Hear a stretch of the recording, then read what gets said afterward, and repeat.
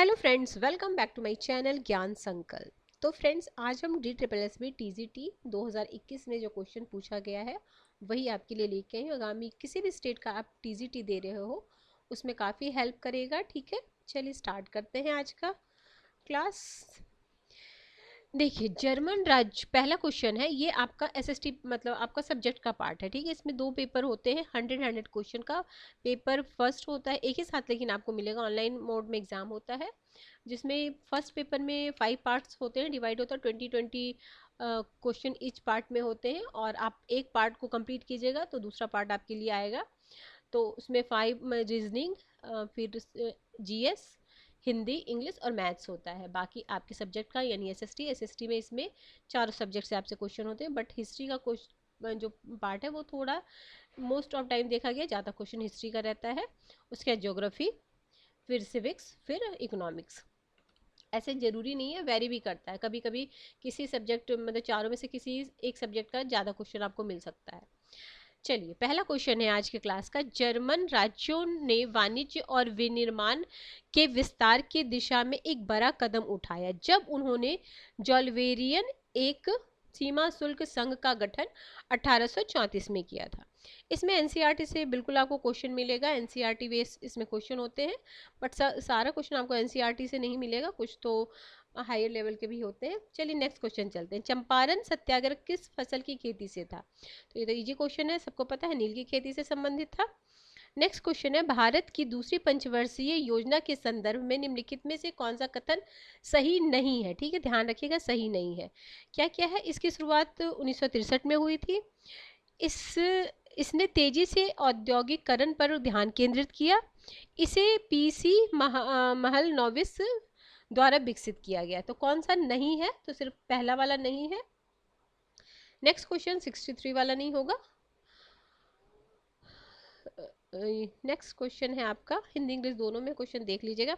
राजा Louis 16 की पत्नी का क्या नाम था? तो उनकी पत्नी का नाम था मेरी एंटो इंटे, मेरी एंटो इंटे। ठीक है, ऑप्शन नंबर सेकंड इसका राइट आंसर है। अगला क्वेश्चन है, फ्रांस के किस वित्त मंत्री ने यह प्रदर्शित किया कि जैक्स नेकर की शाही वित्त की गणना अवास्तविक थी? तो इसमें हो जाएगा Charles Alexander de Calonne, Charles Alexander de Calonne. अगला है, आगे है, डैश में फ्रेंच राजनेता तीसरे स्टेट के प्रतिनिधियों की संख्या दोगुनी करने की सहमति दी, परंतु सभी सदस्यों को व्यक्तिगत वोट देने से इनकार कर दिया। तो ये डेट क्या था? दिसंबर, शायद 20 दिसंबर था, दिसंबर दिया हुआ, डेट नहीं दिया, दिसंबर 1788। आगे है, नेक्स्ट क्वेश्चन है, हाँ देखो आगे ही आगे, तीसरे स्टेट ने एक प्रस्ताव को भारी रूप से कब मंजूरी दी जिससे CS द्वारा नेशनल असेंबली घोषित किया गया? तो 17 जून 1789। आगे है अगला क्वेश्चन, निम्नलिखित में से कौन से फ्रांसीसी क्रांति के प्रथम चरण थे? तो ये था आपका स्टेट जनरल की सभा बुलाना और वेस्टिल का तूफान। ठीक है, पहला और दूसरा। नेक्स्ट क्वेश्चन है, 1857 के विद्रोह द्वारा अवध के राजा के रूप में किसे ताज मिला था? विरजिस कद्र को। ठीक है, ये माइनर थे, ये कम एज के थे, उन्हीं को मिला था उस समय।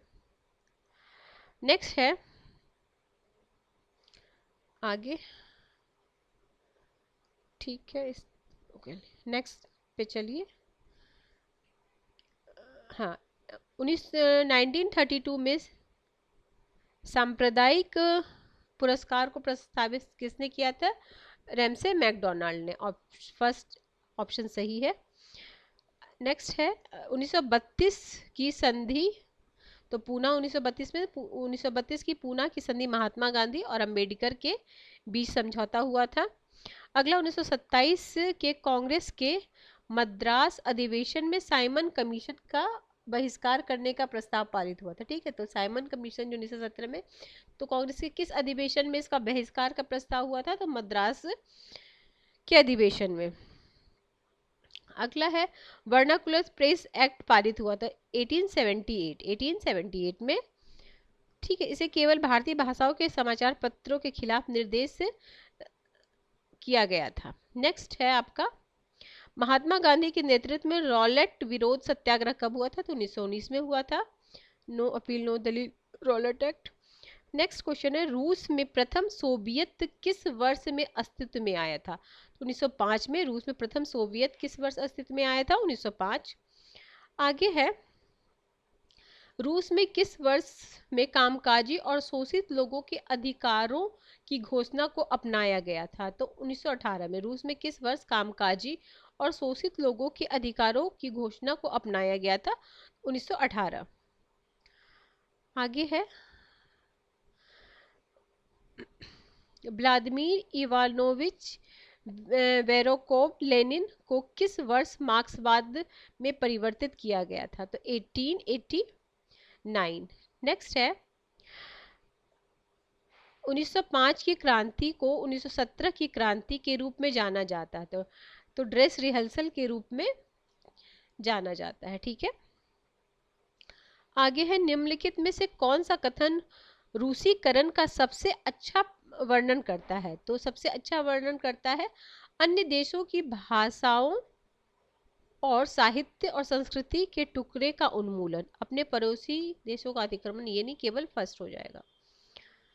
इसमें भी 20-20 क्वेश्चन का सेगमेंट होता है। 20 क्वेश्चन कर लीजिए, फिर आप 20 क्वेश्चन में एंट्री करोगे, फिर आप बैक नहीं जा सकते हो, ठीक है। कुछ व्यक्तियों के स्वामित्व वाले उत्पादन के साधन को के रूप में भी जाना जाता है, तो पूंजीवाद के रूप में जाना जाता है। आगे है निम्नलिखित में से कौन पूंजीवादी दार्शनिक नहीं है? तो देखिए एडम स्मिथ हैं, जेरमी बेंथम भी हैं, लॉक भी, कार्ल मार्क्स समाजवादी हैं, तो सेकंड इसका राइट आंसर हो जाएगा। अगला है महिलाओं को शामिल करने के लिए सामान्य कल्याण अधूरा है मानने वाला पहला समाजवादी कौन था? तो चार्ल्स फूरियर, ठीक है। अगला है शब्द देश में प्रयुक्त होने वाला निम्नलिखित में कौन सा युग्म सही है? ड्यूस इटली के नेता को बोला जाता है, फ्यूहरर जर्मनी, तो दोनों सही है, both are correct. Next question है फांसी के अनुसार शब्द अर्थ का निम्नलिखित में से कौन सा युग्म सही नहीं है?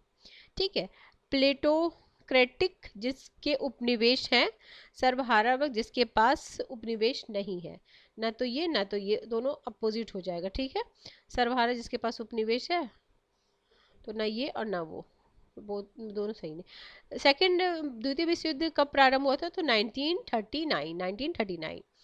अगला है किस वर्ष लीग ऑफ नेशन ने अस्थायी मिश्रित आयोग की नियुक्ति की थी? तो 1920, ठीक है। नेक्स्ट चलिए, नेक्स्ट में क्या है यूरोप में औपनिवेशिक विवादों के संदर्भ में निम्नलिखित में कौन सा कथन सही है? देखिए अफ्रीका और एशिया यूरोपीय शक्ति के बीच प्रमुख टकराव पैदा करते हैं, कौन सा कथन सही है? ठीक है, ऑस्ट्रिया हंगरी प्रमुख यूरोपीय शक्ति जिन्होंने उपनिवेशवाद के लिए लड़ाई लड़ी थी, तो नहीं, केवल पहला सही है। आगे है ब्रंटलैंड रिपोर्ट किस आयोग का उत्पाद है? तो WCED, ठीक है। नेक्स्ट है क्षुद्र ग्रह, अब आपका ज्योग्राफी का देखिए आगे को। क्षुद्र ग्रह डैश की कक्षा के बीच पाया जाता है, तो मंगल और बृहस्पति के बीच क्षुद्र ग्रह पाया जाता है। अगला है निम्नलिखित में से कौन सी अवसादी शैल कार्बनिक रूप से बनी है? तो चूना पत्थर। अगला है ई स्वेस के पृथ्वी की परत प्रणाली के अनुसार सीमा परत स्थित है, तो सियाल परत के नीचे और नीफे परत के ऊपर, तो दोनों सही हो जाएगा। ये आपका क्लास 6 के एनसीईआरटी में है। नेक्स्ट है आपका निम्नलिखित में कौन अस्थल मंडल की प्रमुख प्लेट नहीं है? ठीक है, तो देखिए अफ्रीकन प्लेट भी है, फ्रांस प्लेट है, यूरेशिया भी, अरेबियन प्लेट नहीं है, नहीं पूछा जा रहा, तो अरेबियन प्लेट नहीं है। नेक्स्ट है पहाड़ निर्माण के सिद्धांत भूवैज्ञानिक का निम्नलिखित में कौन सा सही युग्म है? तो जियो सिंक्लिनल और ऑरेंज सिद्धांत, कोवेर का उष्मीय संकुचित संकुचन सिद्धांत जेफ्रिस, रेडियोधर्मिता सिद्धांत जॉली। तो तीनों सही है। आगे है, सूर्य, पृथ्वी और चंद्रमा के समकोण स्थिति में आने वाले ज्वार को क्या कहते हैं? जब समकोण में आएगा तो लघु ज्वार, और जब एक सीध में रहेगा तो वृद्ध ज्वार होता है। ठीक है। अगला है, निम्नलिखित में से कौन सी दाब पेटी डोल ड्रम कहलाती है? ठीक है, भूमध्य रेखीय निम्न दाब पेटी, दूसरा है ध्रुवीय उच्च दबाव बेल्ट। तो पहला वाला भूमध्य रेखीय निम्न दाब पेटी, ये कहलाती है डोल ड्रम। अगला है, ठोस वर्षण का एक रूप जिसमें बर्फ के गोले के बड़े छर्रे या गोले होते हैं के रूप में जाना जाता, ओला वृष्टि बोलते हैं। अगला, वायुमंडल दबाव को समदाब या आइसोबार के रूप में जानी जाने वाली काल्पनिक रेखा द्वारा मानचित्र पर दर्शाया जाता है।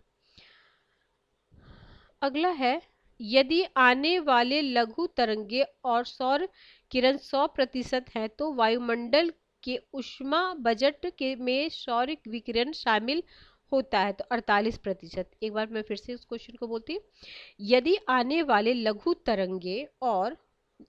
तरंगे सौर विकिरण 100% है तो वायुमंडल के ऊष्मा बजट में सौर विकिरण 48% शामिल होता है। अगला है, IUCN द्वारा अनुरक्षित रेड डेटा सूची में निम्नलिखित में कौन श्रेणी शामिल है? सुमेक्ष जातियां, लुप्त होने के खतरे वाली जातियां। तो दोनों शामिल है। अगला, नाग टिब्बा चोटी किस हिमालय श्रृंखला में स्थित है? तो निम्न हिमालय में है। अगला है, लूनी नदी भारत के किस राज्य में? तो ये राजस्थान में है। अगला है, पश्चिम घाट श्रृंखला भारत के किस राज्य से शुरू होती है? तो गुजरात राज्य से। आगे ठीक है, ये क्वेश्चन ना, भारत के निम्नलिखित में से किस क्षेत्र में लेटराइट मृदा पाई जाती है? तो ये दोनों में, पश्चिम घाट और असम की पहाड़ियां। अगला है, निम्नलिखित में किस पर्वत श्रृंखला की ऊंचाई 700 मीटर से अधिक है? तो कामेट और नंदा देवी, दोनों के 700 मीटर से अधिक है, पहला और दूसरा। ठीक है, इसके ऑप्शन को भी आप ध्यान रखिएगा, इस सारे का देख लीजिएगा कहाँ कितनी कितनी ऊंचाई पे है। निम्नलिखित में से किस जनांकीय संक्रमण अवस्था में प्रजनन और मृत्यु दर दोनों उच्च होते हैं? तो चरण फर्स्ट में। ठीक है। आगे है, निम्नलिखित में कौन सा सामाजिक आर्थिक कारक जनसंख्या के असमान वितरण के लिए निर्धारक के रूप में कार्य नहीं करता है? तो कृषि पद्धति। और क्या कारक पड़ता? खनिज संसाधनों की उपलब्धता, शहरीकरण, राजनीतिक निर्णय। निम्नलिखित में कौन सा सामाजिक आर्थिक कारक जनसंख्या के असमान वितरण के लिए निर्धारक के रूप में कार्य नहीं करता? तो कृषि पद्धति। देखो, कृषि पद्धति बोला गया, ये देख सकते हो, ऑप्शन देखे कर सकते थे।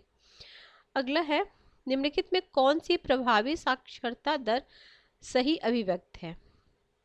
तो देखो, 7 वर्ष और उससे अधिक आयु के साक्षर व्यक्ति की संख्या मल्टीप्लाई 100।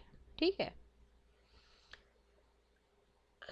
और 7 वर्ष और उससे अधिक आयु की जनसंख्या। ठीक है, ये फॉर्मूला है। अगला है, विश्व में लोहा और इस्पात की अग्रणी उत्पादक कौन है? तो चीन है। अभी देख लेना रिसेंट में क्या कौन है। ऐसे इस तरीके के क्वेश्चन जरूर नहीं कि इसमें बॉक्साइट पूछ सकता है, मैग्नीशियम पूछ सकता है, सोना पूछ सकता है, कुछ भी हो सकता है। तो ये आपको प्रीवियस ईयर के क्वेश्चन देख के ये पता चलेगा कि क्या क्या आपको किस तरह के क्वेश्चन बनते हैं और किस तरह के क्वेश्चन अब बन सकते हैं। ठीक है। दूसरा है, औद्योगिक क्षेत्र देशों का निम्नलिखित में कौन सा युग्म सही है? तो देखिए, ग्रेट लेक्स क्षेत्र USA और लॉरेन क्षेत्र फ्रांस। तो पहला और दूसरा। अगला है, निम्नलिखित में कौन सी एक खरीफ फसल है? तो चावल है। ठीक है। बाकी ये रबी फसल है, गेहूँ, जौ और चना रबी फसल है। अगला है, नेक्स्ट क्वेश्चन है, निम्नलिखित में कौन से तकनीकी कारक किसी क्षेत्र की कृषि को प्रभावित करते हैं? तो दोनों करता है, अधिक उपज देने वाले किस्में और रासायनिक उर्वरक, दोनों प्रभावित करता है। नेक्स्ट क्वेश्चन है, रबर के उत्पादन के संबंध में निम्नलिखित कौन सा कथन सही है? इसे 200 सेंटीमीटर से अधिक वर्षा के साथ नम्र और आर्द्र जलवायु की आवश्यकता होती है। दूसरा है, इसके लिए 20 डिग्री सेल्सियस से कम तापमान की आवश्यकता होती है। तो नहीं, पहला वाला 200 सेंटीमीटर, ये हो गया। नेक्स्ट क्वेश्चन है, निम्नलिखित कौन सी विश्व की सबसे लंबी राजमार्ग सुरंग है? तो अटल टनल। अगला है, निम्नलिखित में कौन भारत में पूर्वी रेलवे क्षेत्र के मुख्यालय के रूप में कार्य करता है? तो कोलकाता। आपदा के बाद बचावकर्ता का पहला कार्य होता है, तो क्षेत्र का आकलन करना, क्षेत्र का आकलन करना। आगे है, चक्रवात के दौरान छत पर पवन बल को कम करने के लिए किस प्रकार की छत उपयुक्त है? तो पिरामिड छत, ठीक है। नेक्स्ट सेगमेंट में, सुनामी तरंगों की निम्नलिखित में कौन सी विशेषता नहीं है? तो देखिए, सभी निचले तटीय क्षेत्रों में सुनामी आ सकता है, सुनामी दिन या रात किसी भी समय आ सकता है, सुनामी समुद्र की ओर आने वाली नदियों और धाराओं की तरफ जा सकती है। ये तीनों सही है, सही नहीं पूछा जा रहा। तो तटीय मैदान पर सुनामी के अधिकतम 20 किलोमीटर प्रति घंटा की होती है, यही सही नहीं है। बाकी ये तीनों सही था, नहीं पूछा जा रहा है इनमें से कौन सही नहीं है। अगला है, शहरी क्षेत्र में किस प्रकार की बेरोजगारी होती है? तो इसमें दोनों प्रकार की बेरोजगारी, शिक्षित बेरोजगारी भी होती है और औद्योगिक बेरोजगारी भी होती है। नेक्स्ट है आपका, भारतीय इतिहास में ऐसी जनसंख्या वृद्धि किस चरण में देखी गई? 1901 से 1921।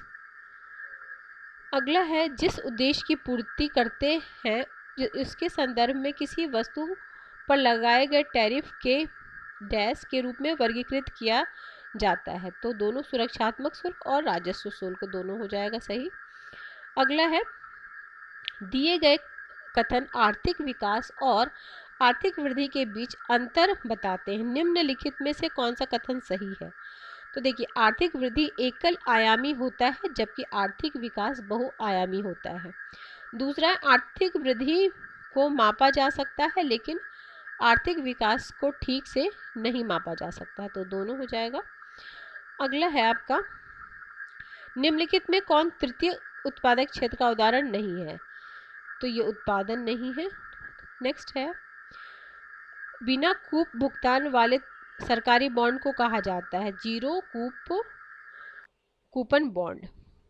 अगला है, भारत में मौद्रिक नीति के व्यापक उद्देश्य, मौद्रिक नीति का क्या व्यापक उद्देश्य है? तो उचित मूल्य स्थिरता बनाए रखना, और दूसरा है विकास में सहायता के लिए ऋण में पर्याप्त विस्तार सुनिश्चित करना, तो दोनों हो जाएगा।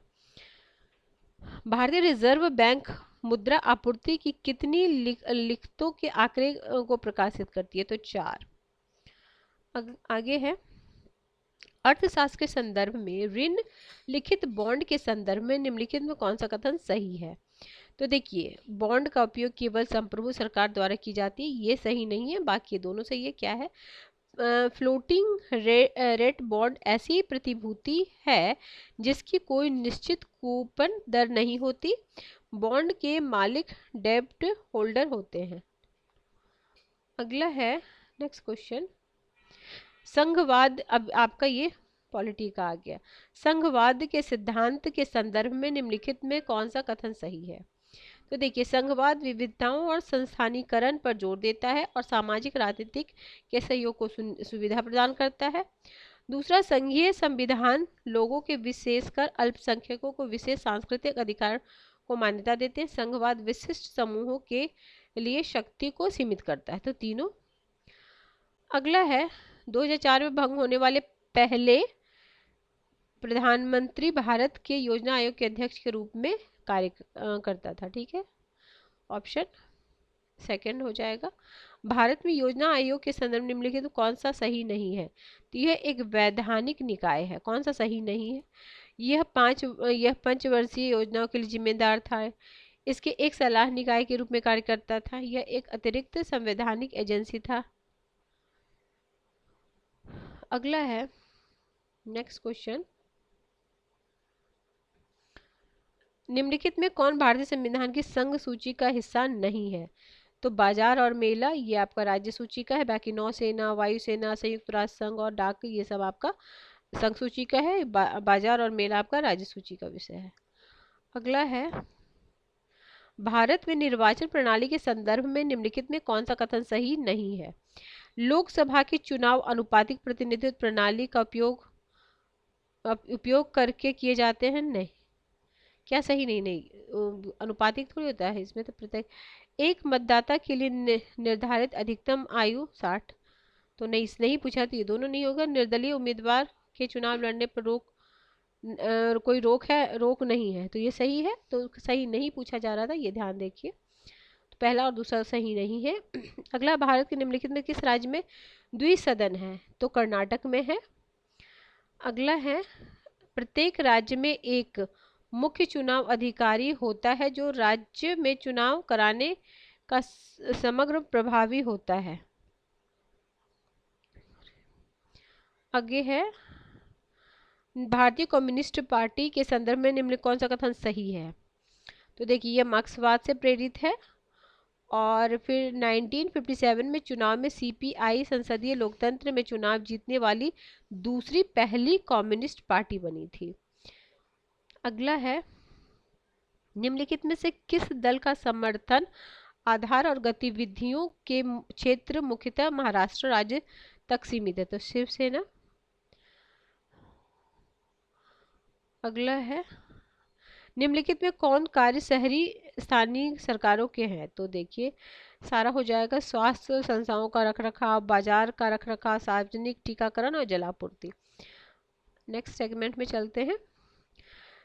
प्रत्यक्ष लोकतंत्र के संदर्भ में निम्नलिखित में कौन सा कथन सही है? प्रत्यक्ष लोकतंत्र में यह सरकार और शासित और राज्य नागरिक समाज के बीच अंतर को मिटा देता है। ठीक है। यह अधिक वैधता सुनिश्चित करता है क्योंकि लोग द्वारा केवल उनके द्वारा लिए गए निर्णयों का पालन करने की अधिक संभावना होती है। तो दोनों सही है। आगे है, जो चुनाव समय से बहुत पहले होते हैं उन्हें मध्यावधि चुनाव कहते हैं। ठीक है। अगला है, विधानसभा के सदस्यों के चुनाव के संदर्भ में निम्नलिखित में कौन सा कथन सही है? तो विधानसभा के सदस्य सीधे लोगों द्वारा चुने जाते हैं। विधानसभा के सदस्य निर्वाचक मंडल द्वारा, तो मंडल द्वारा नहीं, लोगों द्वारा चुनते हैं, आप वोट देते हो, उन्हीं के द्वारा चुने जाते हैं। अगला, नेपाल में 240 साल पुराना राजशाही 2008 में समाप्त हुआ है। आगे है, राजा के आदेशों जिसके कारण लोकतंत्र को निलंबित कर दिया गया को उलटने के विशिष्ट उद्देश्य के साथ लोकतंत्र के लिए नेपाली आंदोलन उत्पन्न। भारत का कौन सा आंदोलन इस तरह के आंदोलन का एक अच्छा उदाहरण? तो नर्मदा बचाओ आंदोलन। आगे है आपका, भारतीय संविधान की किस संवैधानिक संशोधन अधिनियम द्वारा शिक्षा के अधिकार को मौलिक अधिकार में जोड़ा गया था? 86वां संवैधानिक संशोधन। अगला, भारतीय संविधान के अनुसार कोई भी व्यक्ति राज्यपाल के रूप में नियुक्ति के लिए तब तक पात्र नहीं होगा जब तक कि उसने 35 वर्ष आयु पूरी नहीं कर लिया हो। अगला, भारत में संयुक्त लोक सेवा आयोग के अध्यक्ष और अन्य सदस्यों की नियुक्ति तो राष्ट्रपति के द्वारा होता है। कुछ अधिनियमों और विनिर्णय को विधान मान्यकरण भारतीय संविधान की किस अनुसूची द्वारा प्रदान की गई है? तो 9वीं अनुसूची। ये प्रथम संवैधानिक संशोधन द्वारा ऐड किया गया था। अगला है, किस संबंध में विशेष उपबंध भारतीय संविधान के अनुच्छेद 371J में वर्णित है? तो कर्नाटक।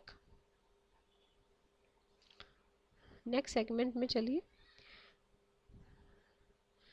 उच्च प्राथमिक स्तर पर सामाजिक विज्ञान निम्नलिखित में कुछ मुद्दे पर जोर देता है? तो ये है गरीबी, बाल श्रम, जातिवाद और पर्यावरण प्रदूषण।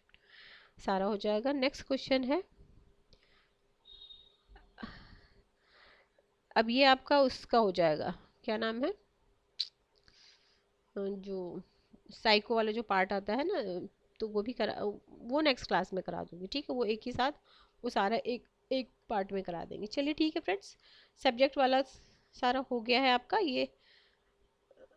ठीक है फ्रेंड्स, चलिए मिलते हैं हम नेक्स्ट वीडियो में। अगर किसी वजह से ये चैनल आपको हेल्प कर रहा है तो ज़रूर चैनल को सब्सक्राइब कर लीजिएगा। अगर आपको ये वीडियो पसंद आती है तो प्लीज़ लाइक भी ज़रूर करें। चलिए मिलते हैं हम नेक्स्ट वीडियो में। Till then bye bye, keep watching and keep sharing.